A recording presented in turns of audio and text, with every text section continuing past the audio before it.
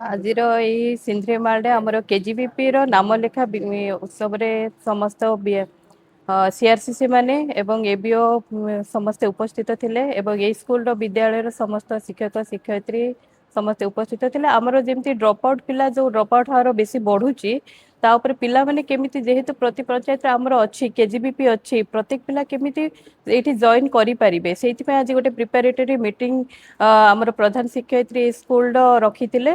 ତେଣୁ ଯେମିତି ପିଲାମାନେ ଯୋଉ ଡ୍ରପ୍ ଆଉଟ୍ ହେଇଯାଉଛନ୍ତି ସେମାନେ ଯେମିତି ଡ୍ରପ୍ ଆଉଟ୍ ର ବଞ୍ଚିତ ହେବେନି। ଆମର ଡ୍ରପ୍ ଆଉଟ୍ ହାର ବହୁତ ଅଧିକ।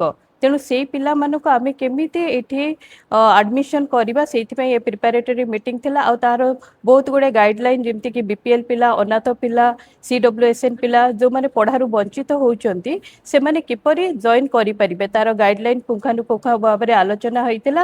ଆଉ ସେମାନେ କେମିତି ଆମ ଏଇ ସ୍କୁଲରେ ଜଏନ୍ ହେବେ ଯେମିତି ଶିକ୍ଷାରୁ କୌଣସି ପିଲା ବଞ୍ଚିତ ହେବେ ନାହିଁ ସେଇଥିପାଇଁ ଆମେ ଆଜି ପ୍ରିପାରେଟରୀ ମିଟିଂ ଏଠି ରଖିଥିଲୁ। ଧନ୍ୟବାଦ। ଆମର ଏଇ PMC ସରକାରୀ ଉଚ୍ଚ ମାଧ୍ୟମିକ ବିଦ୍ୟାଳୟ ସହିତ ଜଡ଼ିତ ଦୁଇଟି ହଷ୍ଟେଲ ରହିଛି କେଜିବିବି ଆଉ କେବିକେ। ଏଇ କେଜିବିବି ହଷ୍ଟେଲରେ ନାମ ଲେଖା ବିଜ୍ଞାପନ ପାଇଁ ପ୍ରିପାରେଟରୀ ମିଟିଂ ଆରମ୍ଭ ହେଇଥିଲା। ଏଥିରେ ଅନେକ ପିଲା ଅଛନ୍ତି ଏଇଠିକାର ଅନଗ୍ରସର ପରିବାର ଯୋଉମାନେ କି ପଢିବା ପାଇଁ ସୁଯୋଗ ପାଉନାହାନ୍ତି, ପାଠ ପଢାରୁ ବଞ୍ଚିତ ରହୁଛନ୍ତି, ଦୂରରେ ରହୁଛନ୍ତି।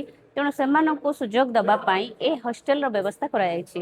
ତେଣୁ ଏ ବିଷୟରେ ଆମେ ଆଲୋଚନା କରି ଯେ ଡ୍ରପ୍ ଆଉଟ୍ ପିଲା ଯୋଉମାନେ କି ପଢିବାର ସୁଯୋଗ ପାଉନାହାନ୍ତି ସେମାନଙ୍କୁ ଆଣିକି ସିଆରସି ବିଆରସି ଆଉ ଆମେ ଶିକ୍ଷକ ଶିକ୍ଷୟିତ୍ରୀ ସମସ୍ତେ ଏକତ୍ରିତ ବୈଠକ କରି ଆମେ ପ୍ଲାନିଂ କରିଥିଲୁ। ଏଇଭଳି ପିଲାମାନଙ୍କୁ ଆଣି ଏଇ ବିଦ୍ୟାଳୟରେ ଆଡମିସନ କରିକି ଏ ହଷ୍ଟେଲରେ ରହିବାର ସୁଯୋଗ ଦେବୁ ଏବଂ ସେମାନେ କିପରି ଭବିଷ୍ୟତରେ ଭଲ ମଣିଷ ହେଇପାରିବେ ସେଥିପାଇଁ ଆମେ ଆଲୋଚନା କରୁ।